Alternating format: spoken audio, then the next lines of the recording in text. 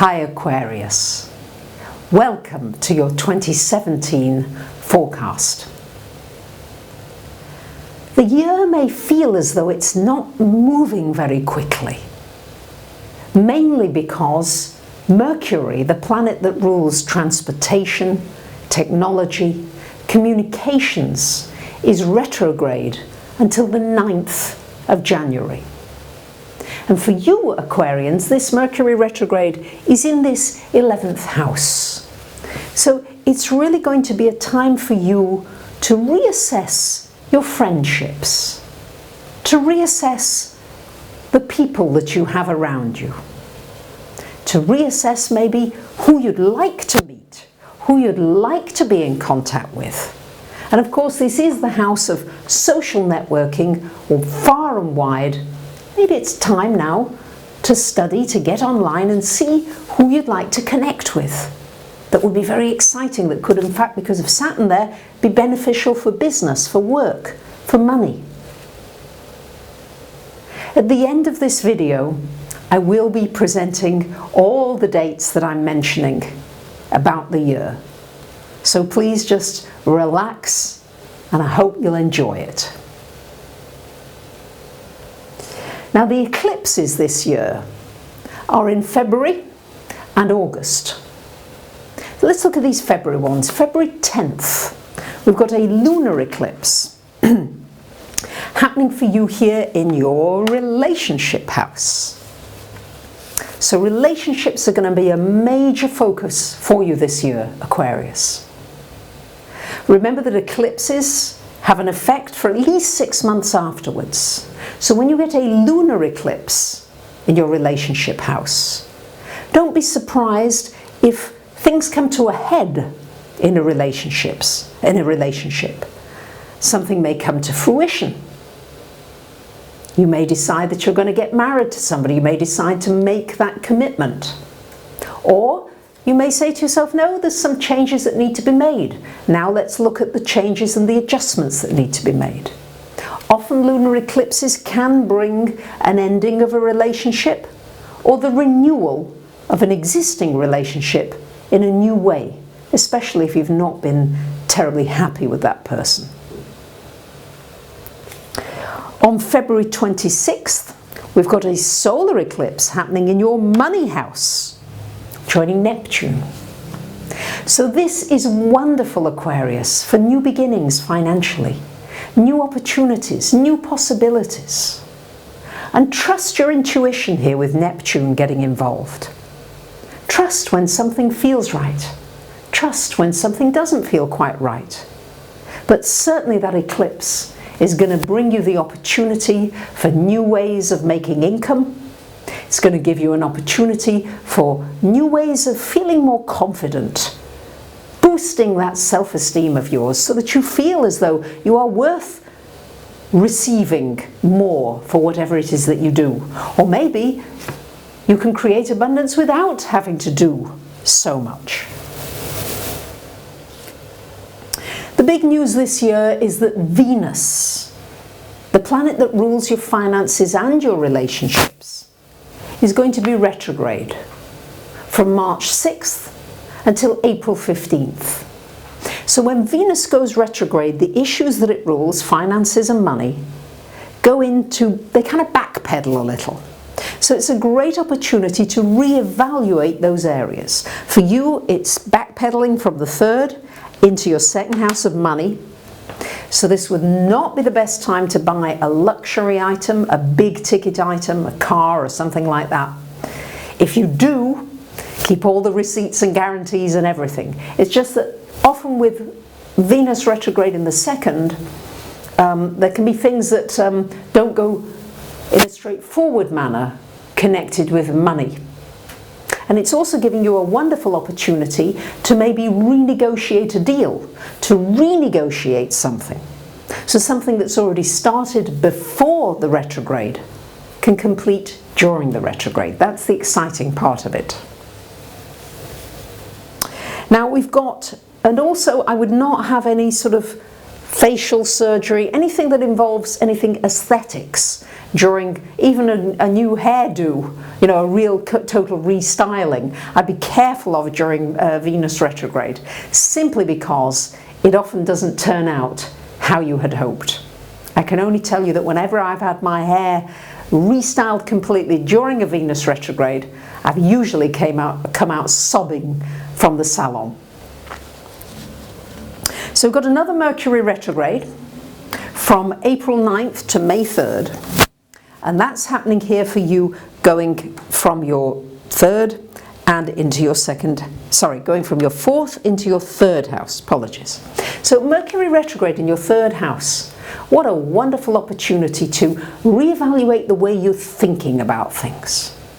It's so easy sometimes to get into like a feeling as though, you know, I've not done this and I've not done that, going into the lack place.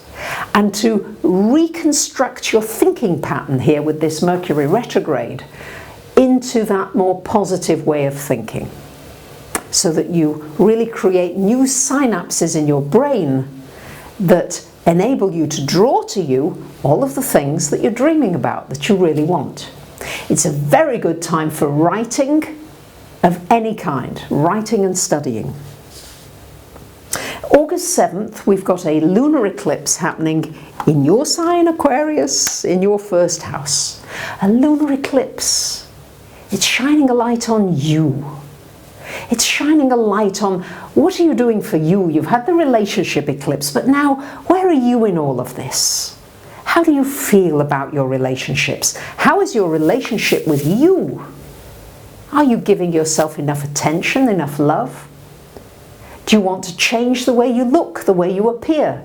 We're well out of Venus retrograde, so you can at this point maybe change the way you dress, the way you want to be seen by others. Wonderful opportunity to transform yourself. Between August 12th and September 5th, we've got another Mercury retro going here from your 8th into your 7th house. Another opportunity again for reflection upon relationships. Another opportunity maybe to really have some conversations with somebody that you love, that's important to you, and to really listen. Mercury retrograde slows down the thinking process, but it also often opens doors for a reconciliation, for mediating a situation that's been difficult and finding some peace and harmony. On August 21st, we've got a solar eclipse happening in your relationship house. New beginnings. So you've taken care of yourself. You've seen areas where you can really just bolster your self-confidence, change your appearance maybe. And then we get all these opportunities for new beginnings in your relationships. It's like an injection of powerful energy, positive energy, going into all your relationships. These could be business relationships as well as romantic or personal marriage, partner relationships. But it's an opportunity for a whole new leaf, a whole new chapter to begin from August 21st onwards for those next few months. For most of this year, we've got Jupiter in your 9th until October 10th. So this is a good year for traveling, for expanding your horizons, for connecting with people from all around the world and taking some opportunities. You might get some opportunities for some international business, to do something where you are connecting with different kinds of people and new exciting opportunities arise. From October 11th, we've got Jupiter going up into this 12th house here, 10th house, excuse me. And this opens up opportunities with your career, with your work, with what it is you'd like to do in the world, with how you're seen. There could be a wonderful boost to your reputation.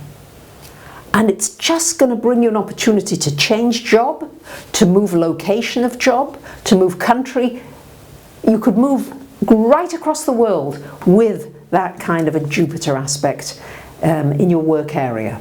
And certainly it can bring you a lot of opportunities.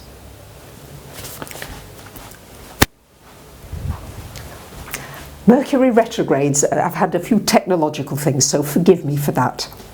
And on December the 3rd to the 22nd, we've got that final Mercury retrograde, and it's here back in this 11th house. So maybe you will do a kind of like a clean sweep of certain friends, certain associations at the beginning of the year. And then you'll have your busy year with your relationships, your finances, your career, your spiritual side, and then you'll reevaluate it again. An opportunity to be peaceful, to reevaluate now what you have created in your friendships, in the people you connect with, in your social networks. And for much of this year, right until December 19th, Saturn's still in this 11th house. So many of you, you've had a restructuring of your friendships. The people you've been connected with, maybe some of them have dropped away, and maybe there's been a little gap for some of the time. And on the 20th, Saturn goes into your 12th house.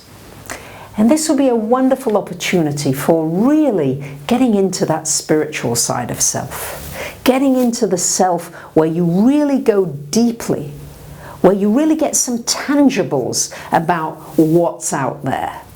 Where you really find yourself really going deeper into that spiritual side of yourself and really allowing yourself to release things.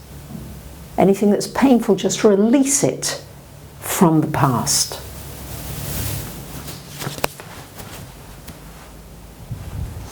We're still going, isn't that great? Woohoo! And finally, just to say to you, it's a time of often giving presents, gifts to others. What a wonderful time maybe to get a painting done just for you. Or a painting maybe for a gift for somebody that you love. Something that is original, that is based upon your date, time, and place of birth. So it's unique to you. I really want to thank you, so many of you, for being so supportive, so encouraging during the year. I really enjoy making these forecasts, being with you. Thank you for your comments. Thank you for sharing. And I wish you a really wonderful 2017. Bye for now.